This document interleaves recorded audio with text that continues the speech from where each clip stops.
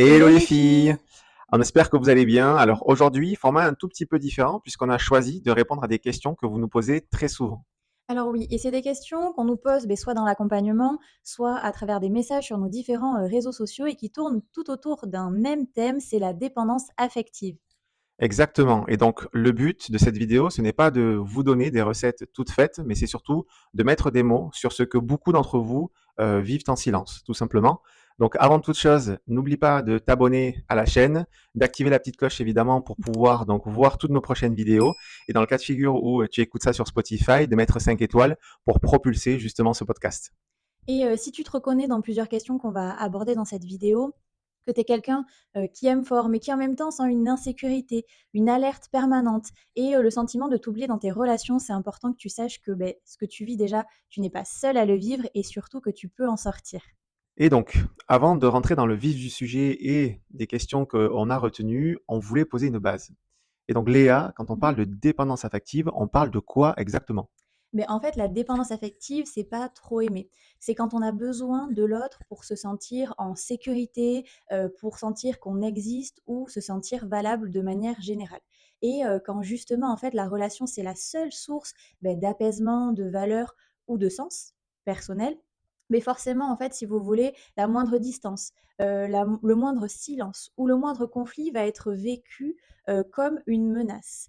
Et alors, c'est pas la dépendance, c'est pas un problème de caractère, c'est pas un défaut, hein, ça c'est très important, de le comprendre et c'est pas non plus un manque de maturité. En fait, si vous voulez, c'est une insécurité intérieure qui vient, s'activer, dans le lien et la bonne nouvelle justement, c'est que, tout ça, ça se comprend, ça se travaille et surtout ça peut s'apaiser. Ok, super, merci beaucoup pour cette définition, c'était important de le rappeler.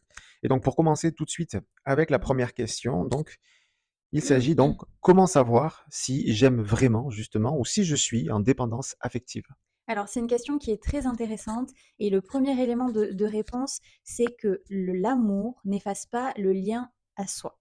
C'est-à-dire qu'on garde ce lien vis-à-vis de soi-même dans un premier temps. Et ça ne veut pas dire qu'on est égoïste, hein, ça c'est très important de le mentionner, hein, mais on reste des êtres distincts. C'est pas parce qu'on se met en relation qu'on est absorbé par l'autre. Ce lien à soi, il est vraiment important. Et justement, à contrario, la dépendance affective, ça vient effacer ce lien. Donc ça, c'est le premier signal. Autre chose aussi qui est important à prendre en considération, c'est que quand on dit qu'on aime et que pour nous, aimer, c'est relié à la peur de perdre l'autre. Si c'est le cas pour toi, ça c'est une vraie alerte, c'est un vrai signal à prendre en considération et qui peut faire pencher la balance dans le sens où oui, en effet, tu pourrais souffrir de dépendance affective. Et donc, pour t'éclairer par rapport à cette situation-là, ce que tu peux faire, c'est de te poser une question qui est très importante, c'est de savoir est-ce que je me sens plus moi avec cette personne ou au contraire moins. Parce que tu n'es pas là pour t'adapter, tu n'es pas là pour t'effacer. Au contraire, une relation, le lien que tu entretiens avec ton partenaire, c'est là pour te révéler, pour que tu sois encore plus épanoui et pas l'inverse. Donc ça, c'est très très important. Et la dépendance aussi, elle va créer un sentiment d'urgence, de manière permanente. Tu vas être en alerte constante. Est-ce qu'il me répond? Ça fait 3 heures, etc. Tu vas toujours avoir ce sentiment vraiment omniprésent d'urgence. Dès qu'il m'a répondu, ah oui, moi aussi, il faut que je sois présente. Il a besoin de moi, je réponds, etc. Je donne toujours plus et toujours, voilà, avec ce sentiment d'alerte et d'urgence constant. Alors que l'amour, à l'inverse, lui, il va créer de l'espace. Alors, il y a différents espaces, hein, bien évidemment. Il y aura déjà ton espace personnel. Ça, comme je te le disais tout à l'heure, ça ne va pas t'empêcher de t'épanouir déjà personnellement dans un premier temps. Et cet espace, il est très important, ça rejoint le lien à soi, justement. Il y a aussi l'espace de ton partenaire et celui du couple. C'est ce qui permettra justement de rendre le lien beaucoup plus vivant et beaucoup plus nourrissant. Mais même si ces notions, elles sont distinctes et qu'elles sont largement opposées, hein, en réalité, c'est pas binaire. C'est-à-dire que tu peux à la fois aimer et aussi être insécure et finalement souffrir de cette dépendance. Super, merci pour cette explication. Et donc, on enchaîne avec la deuxième question qui est pourquoi j'ai si peur de perdre l'autre, même quand tout va bien, justement. Alors, cette peur-là, elle est très commune et en fait, tu la ressens parce que ton système nerveux, il n'est pas connecté au présent.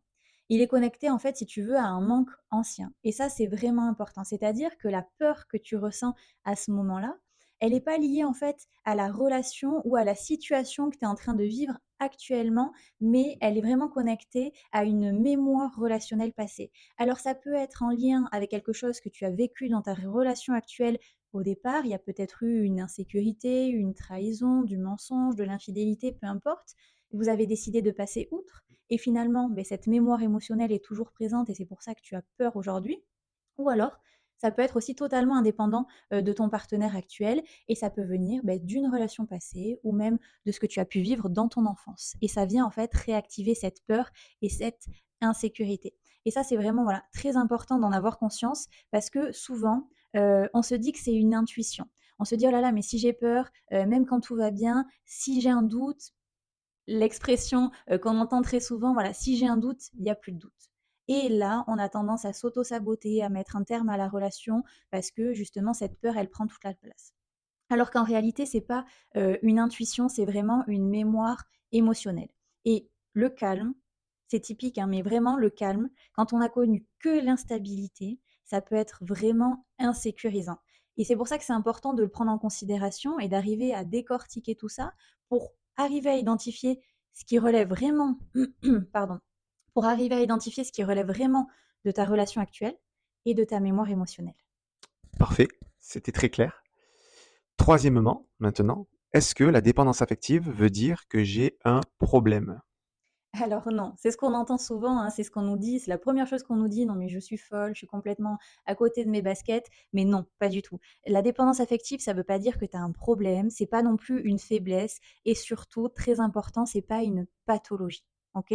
En fait, si tu veux, la dépendance affective, c'est une stratégie d'adaptation. Donc finalement, ça te prouve à quel point, beh, ton système est intelligent puisqu'il sait s'adapter. Donc tu vois, on peut voir les choses d'une manière, totalement, différente. Et cette stratégie de protection, à un moment donné de ta vie, elle était nécessaire et elle t'a protégé.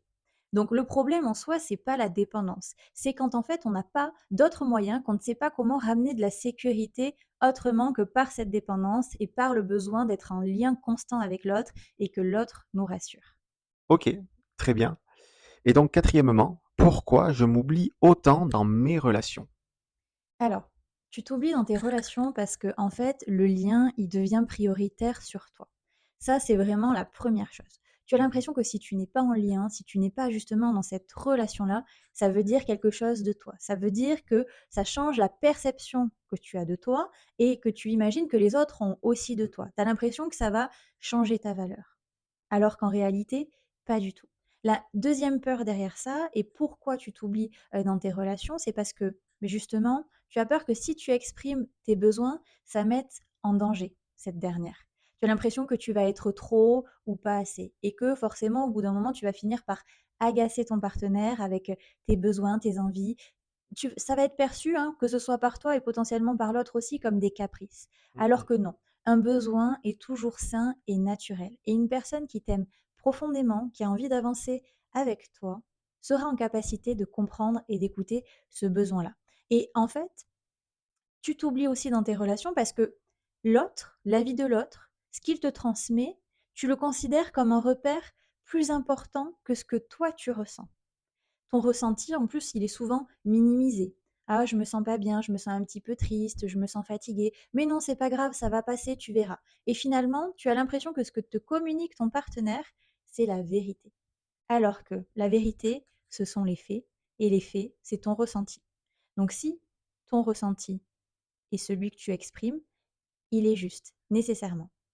Donc voilà, ça c'est très important et donc tu t'oublies, voilà, dans tes relations à cause de tous ces éléments-là et surtout aussi parce qu'en fait, c'est un réflexe de t'adapter continuellement. Parce que tu te dis que si tu t'adaptes, forcément le lien va rester intact. Mais en réalité, c'est un vrai réflexe, en fait, si tu veux, de survie, relationnelle. Super. J'ai beaucoup aimé, merci beaucoup. Et justement, avant la cinquième question, n'hésite pas. Si toi, justement, tu as une question en particulier, à la mettre dans les commentaires. Mmh. Si tu souhaites rebondir sur une des questions qu'on vient d'évoquer, ou il y a une spécificité à laquelle on n'aurait peut-être pas répondu et que tu aimerais en savoir plus, n'hésite pas aussi à le mentionner, on y répondra avec grand plaisir. Et encore une fois, on te le redit, à t'abonner pour ne pas rater la suite de nos vidéos. Et donc, cinquième question que l'on entend souvent, qu'on nous pose souvent, pourquoi j'ai besoin d'être rassuré en permanence? Alors, pour répondre à cette question, c'est très simple. C'est parce qu'en fait, ta sécurité intérieure, elle n'est pas encore stable. Et forcément, quand ta sécurité intérieure, elle n'est pas stable, ben, tu as l'impression que quand tu obtiens une réassurance extérieure, quand ton partenaire va te rassurer sur l'instant, ça t'apaise, ça te fait du bien. Mais je pense que tu vas te reconnaître aussi là-dedans si je te dis que finalement, ça ne dure jamais. C'est vraiment l'instant de la réassurance. Vraiment, à un moment donné, quelques secondes, peut-être voire quelques minutes en fonction, du contexte et de la problématique qui est, envisagée à ce moment-là, mais ça ne Avant que dure les pas. ruminations reviennent et refassent surface. Exactement, voilà, tu dois certainement t'en rendre compte, ça te soulage un moment et comme l'a dit Baptiste, les ruminations après reprennent le dessus. Jusqu'à la prochaine tentative de réassurance, mais c'est ça qui va mettre beaucoup de poids sur les épaules, de ton partenaire et qui peut créer des conflits, entre vous. Donc ça, c'est très, très important d'en avoir conscience et en fait, ce qui est important, c'est que ton besoin, tant qu'il est entre guillemets, «nourri» par une source extérieure, il reviendra toujours. Parce que finalement, il ne sera pas nourri de manière profonde. Et comme je te le disais tout à l'heure, un besoin en soi, c'est toujours sain et naturel. Très important et à distinguer d'une attente inconsciente qui, elle, va partir bah, d'une insécurité ou d'une blessure, justement. Et donc, un besoin, c'est jamais trop demandé. Mais ça ne veut pas dire que ça doit reposer sur les épaules de ton partenaire. Ça ne veut pas dire que c'est à lui de réparer ton insécurité. Parce que malheureusement, dans ce cas-là, au bout d'un moment, lui aussi va s'essouffler, parce qu'il a ses propres blessures, ses propres insécurités.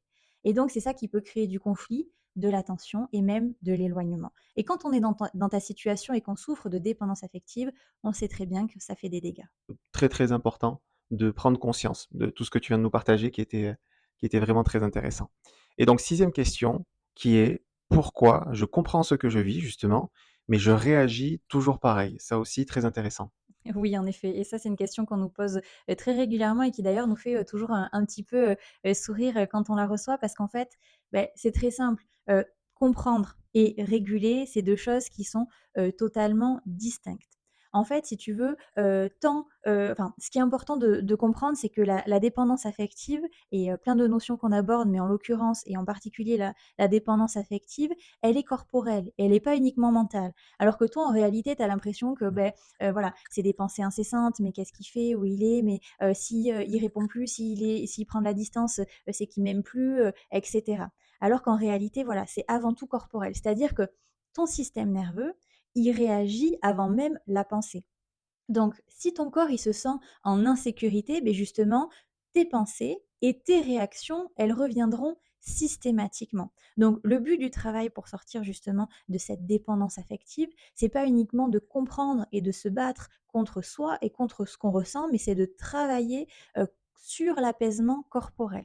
Et une fois que le corps sera apaisé, beh, naturellement, le mental suivra. Super et merci pour cette explication parce que c'est vrai que c'est très intéressant et c'est quelque chose qu'on retrouve souvent justement en coaching et une réponse qu'on apporte souvent, c'est vraiment que le corps, c'est vraiment ton plus fidèle allié. Donc vraiment, il faut garder ça en tête parce que c'est toujours à partir de lui, du travail que tu fais sur lui, que tu dénoueras, la suite en fait de tes problématiques. Exactement. Et donc pour en arriver à la septième question déjà, qui est: pourquoi je tombe souvent sur des personnes indisponibles émotionnellement? Alors, très bonne question, mais une fois de plus, hein, de toute façon, les questions qu'on a choisies, c'est celles qui sont les plus importantes et qui reviennent, le plus souvent, bah, dans notre travail et par rapport à l'indisponibilité, en fait, si vous voulez, c'est que l'insécurité, elle va toujours aller vers ce qu'elle connaît, vers «la facilité» entre guillemets. C'est-à-dire que ton cerveau, beh, même si c'est quelque chose qui va le faire souffrir, il va avoir tendance, de manière naturelle, à aller vers ce qu'il connaît, même si au fond de toi, tu sais que c'est pas bon pour toi. C'est plus facile d'aller vers quelque chose qu'on connaît, mais qui nous fait du mal, plutôt que d'aller vers de l'inconnu et de l'incertitude. Notamment quand on est dans de la dépendance affective. Et pourquoi on est aussi attiré par ce type de profil? Parce que ça vient activer très fortement le lien. Il y a beaucoup d'ascenseurs émotionnels, beaucoup de montagnes russes émotionnelles. Donc c'est intense, donc on a l'impression que c'est ça l'amour, des hauts et des bas. Alors qu'en réalité, ce n'est pas forcément le cas. Et ce qui est très important de prendre en considération, c'est que cette indisponibilité, elle vient aussi nourrir l'attente, l'effort et l'espoir que tu nourris justement autour, de la relation. Et ce qui est important de comprendre, c'est que, c'est pas un hasard si tu tombes sur, ce type, de partenaire, mais ça veut pas dire que tu manques de valeur. En fait, si tu veux, c'est vraiment une mécanique, un mécanisme en fait relationnel, qui te permet, beh, de, survivre relationnellement parce que c'est que ce que tu as connu toute ta vie. Donc forcément, tu continues de reproduire, les mêmes schémas et ce qui est important de réaliser, hein, voilà, c'est vraiment fondamental, c'est que ça se transforme, ces schémas-là, ce schéma relationnel d'être attiré et de s'attacher à des personnes indisponibles émotionnellement, ça se transforme justement à partir du moment où tu as regagné en sécurité intérieure. C'est exactement ça. Et donc, maintenant, huitième question, est-ce qu'on peut être en dépendance affective même dans une relation saine? Alors oui, totalement. Évidemment qu'on peut être en dépendance affective dans une relation saine. Et même, j'ai envie de vous dire, souvent, c'est la relation saine qui vient révéler en fait l'insécurité. Parce que dans une relation saine, il y a plus d'espace pour soi, pour l'autre, pour le couple, il y a moins de drame. Et donc finalement, de manière générale, il y a plus de calme. Et qui dit qu'il y a plus de calme, on en a parlé tout à l'heure justement, dit que quand on a connu que l'instabilité, ça peut être vraiment insécurisant. Donc, on a tendance à se questionner. Ah, mais finalement, c'est peut-être pas la bonne personne pour moi. Ah, mais il est si gentil, il est si sécurisant, je me sens tellement bien, tout va bien dans cette relation, mais pourtant, je me pose tout le temps des questions. Et comme on l'a vu tout à l'heure, s'il y a un doute, il y a plus de doute. Non, non, non, surtout pas. Attention, vous pourriez prendre des décisions que vous alliez regretter. Non. Ce qui est important de comprendre, c'est que à ce moment-là, quand on réalise ça, c'est que c'est pas la relation le problème, puisque bien sûr, elle est saine. C'est ce qu'elle vient réactiver. Et là où justement ça peut nous faire peur, en se disant: «Mais mon partenaire est quelqu'un de sécure, est quelqu'un de sécurisant, il est à l'écoute, il comprend, alors que moi, j'ai l'impression que je suis complètement folle, je suis complètement tarée avec mes peurs et mes insécurités. Au bout d'un moment, il va partir». Ou moi, je vais partir parce que en fait, je me rends compte que, c'est peut-être pas, ce que je veux, c'est peut-être pas la relation que je m'étais imaginée parce que, oui, c'est peut-être un petit peu plus calme et un petit peu plus plan-plan que les montagnes russes que je connaissais, jusqu'à présent. Mais c'est un super terrain pour transformer justement ta dépendance affective. Parce que tu as un partenaire qui est à l'écoute, qui est présent, mais qui en même temps te laisse l'espace, suffisant et nécessaire pour réellement te transformer. Donc si tu es dans cette situation-là, c'est vraiment une aubaine pour justement sortir de cette dépendance affective. Eh bien, c'est parfait, parce que justement, on en arrive et ça fait la liaison parfaite, à la neuvième question qui est: est-ce que je dois justement quitter la relation pour guérir de la dépendance affective? Alors bon, mais j'ai déjà donné, des éléments de réponse, juste avant, donc la réponse est non. Tu es pas obligé de quitter, ta relation pour pouvoir, transformer ça et sortir de cette dépendance affective. Alors, quitter, ça va parfois être utile, voire nécessaire en fonction de la situation et de la relation dans laquelle tu te trouves, mais ça va pas tout régler. Parce que en réalité, si tu sors d'une relation parce que tu es dépendante affective et que tu te dis: «Oh non, non, non, non, non, je suis trop dépendante, je suis trop après lui, il faut que je me protège, il faut que je me sécurise». Très bien. Alors dans le cas où c'est pour te sécuriser, je suis d'accord avec toi, c'est parfait. Mais si c'est juste fuir, ça fonctionnera pas parce que la fuite, ça va pas régler la problématique. Au contraire, derrière, tu rencontreras un autre partenaire et tu reproduiras la même chose. Donc dans ce contexte-là, fuir et quitter la personne, c'est pas forcément la meilleure stratégie à adopter. La question qu'il faut que tu te poses, c'est dans ta relation actuelle, est-ce que justement tu as l'espace nécessaire pour pouvoir faire ce travail sur toi, tout en te sentant en sécurité? Si c'est le cas, j'utilisais l'exemple de la relation saine juste avant, c'est parfait. C'est un tremplin, c'est un super terrain justement parce que tu as l'espace nécessaire pour pouvoir te reconstruire, te consolider, gagner en sécurité intérieure et pouvoir construire différemment la suite de votre histoire. Mais attention, il faut absolument pas que la relation dans laquelle tu te trouves soit destructrice ou toxique. Dans ce cas-là, je te conseillerais en effet d'y mettre un terme pour vraiment te concentrer sur toi et ta sécurité intérieure. C'est exactement ça. Et donc, on arrive, justement et déjà, j'ai envie de dire, à cette dixième et dernière question, du jour, qui est: par quoi commencer quand on se reconnaît dans la dépendance affective? OK. Alors, bon, déjà, première chose à faire, c'est d'arrêter de te juger. Parce qu'on sait que c'est quelque chose qui arrive quotidiennement. Donc ça, c'est vraiment la première chose. Ensuite, ce qu'il faut faire, c'est très important, c'est d'identifier tes déclencheurs. Qu'est-ce qui vient activer justement cette dépendance affective? Apprendre à te réguler émotionnellement pour que les émotions ne te submergent plus quand ça vient s'activer. Bien évidemment, recréer de la sécurité intérieure, donc à l'intérieur de toi, et c'est pas contre la relation, c'est très important. Ce qu'on disait tout à l'heure aussi, revenir au corps, pas seulement à ta tête, parce que c'est ton corps ton plus fidèle allié. C'est lui qui ne te mentira jamais, là où ton mental va essayer de négocier ou de te duper. Et bien évidemment, si c'est trop lourd à porter toute seule, te faire accompagner.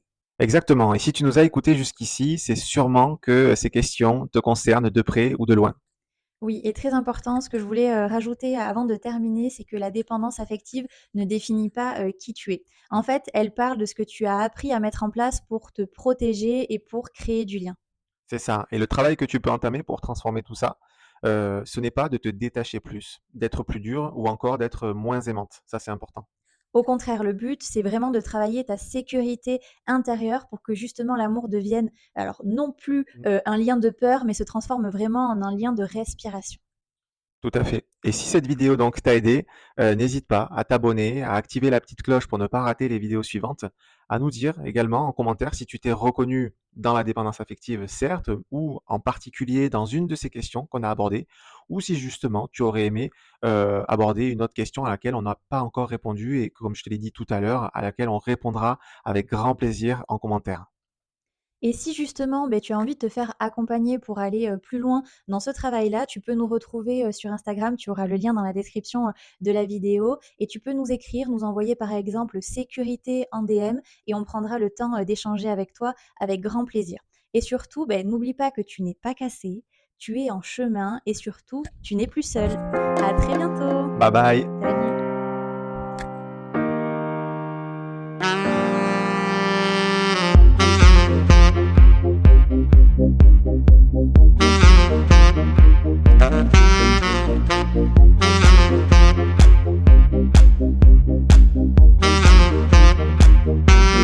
Salut.